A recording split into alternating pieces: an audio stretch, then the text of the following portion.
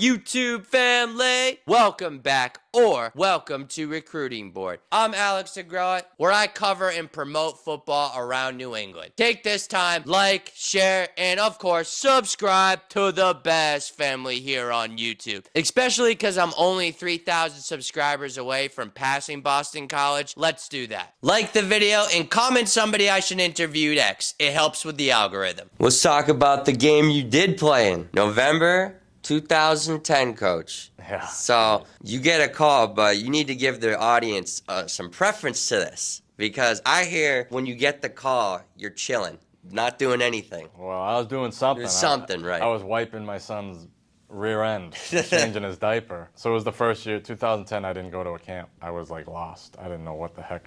Like, my career is ending. You know, you don't ever end it on your terms unless you're like a really great player. Usually most guys don't, but I was like, wow, I'm like my first summer, fall without being a part of a team. Like, literally. You just didn't get a call? Yeah, it was just my contract was up in Arizona. They drafted a guy. They asked me to come back. I'm like, nah, I'm gonna wait. Had a couple workouts, couple phone calls, but it just didn't work out that way. And then here I am in October saying like, what am I doing? And my agent calls. I'm literally changing my son's diaper. He's like, you need to get on a plane. I go, shut up. He goes, I'm serious. You need to get on a plane to Carolina. I go, you got a physical at 3 o'clock. This is like 9 in the morning. I'm like, you gotta be kidding me. He's like, your flight takes off at 10:15, be there, whatever. I hustle at Logan Airport, tell my wife, like, hi, bye, see you later. I don't know what's happening, I'll call you. Fly down there, they give me the most ridiculous physical of all time. They're like, yep, you're upright, get on the scale, yep, you look like you're in good shape. Okay, good. Okay. And then they rush me over to practice, they put a playbook in front of me. I sign a contract, they put a playbook in front of me. And this was on a Thursday. I go to the Friday walkthrough, and I fly down as the backup when they played Tampa down there. So I was the backup to Jimmy Clausen with not any practice under my belt, one walkthrough. Fly back home. Sunday I get a call Sunday morning from John Fox. You need to come in. You're starting this week against Baltimore, the #1 defense. Again, another team you played. Right. I knew more guys on Baltimore than I did on, I just got to Carolina. Said you're starting. So I was literally doing coaching hours that whole week. Breakfast, lunch, dinner. I would leave the facility a little before midnight, rinse and repeat to learn the offense. And I go in to that game against Baltimore, who was the #1 defense in the league, and I knew their whole defense by name. They knew me. I didn't know anybody on Carolina except for Jordan Gross, who was a left tackle, and Ryan Khalil was my center, and Steve Smith. That's all I knew. And we were a bad team. But at one point in that game, I threw the second longest touchdown pass in Carolina Panther history and cut it to, I think, 20-16 in the fourth quarter. So that was a big play for us. You know, we just couldn't stop them, and then I ended up throwing a pick 6 to Ray Lewis and a pick 6 to Ed Reed in consecutive possessions to essentially end that game. I like to say, like, I had 3 touchdown passes in that game. 2 went to Hall of Famers, and Ed Reed and Ray. You know, one of them was a hot route that I knew they were coming. I knew Ray was going to come over, and I yelling at our tight end, who I didn't even know his name, as a rookie. They're coming, break in front of his face, and he's just giving me the, oh, okay. And he didn't break in front of his, I was throwing a slant. He broke out, and it hit Ray right in the chest. And then the last one was just desperation, because we were down so much. So I largely played pretty well. Again, a wild experience. Like, that was my, like, I don't know if you're a Rocky fan, but like Rocky, when he gets his fight versus Apollo in the first one, he's just kind of walking around the streets wondering how the hell he got there. That was me that whole week.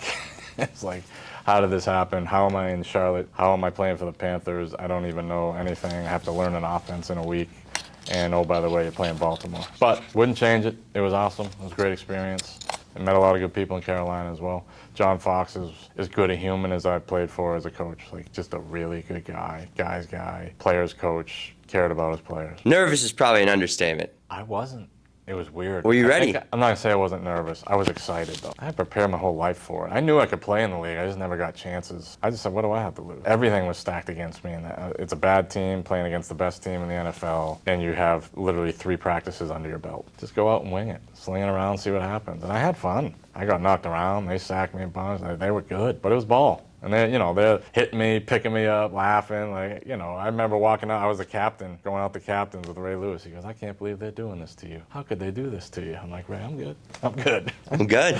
So it was one of those deals. It was unique. And that was your last game, Coach. That was it, man. Did you decide that? Did you just say, you know what, we're good? No, I tore, in that game, I tore a muscle in my shoulder on the touchdown pass. On the touchdown pass?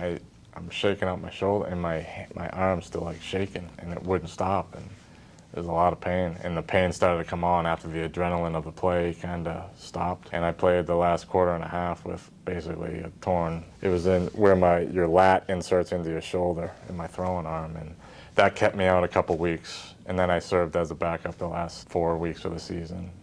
So it was an inauspicious ending. Again, what are you gonna do? But here you are. Yeah. And just to round it out, and I got a couple more. It's just you hang up the cleats. But what did you like initially start doing? What I initially started doing was I was a stay-at-home dad with my wife, raising our 2 kids, soon to be 3, and I did radio for BC football. Radio for BC football. Yeah.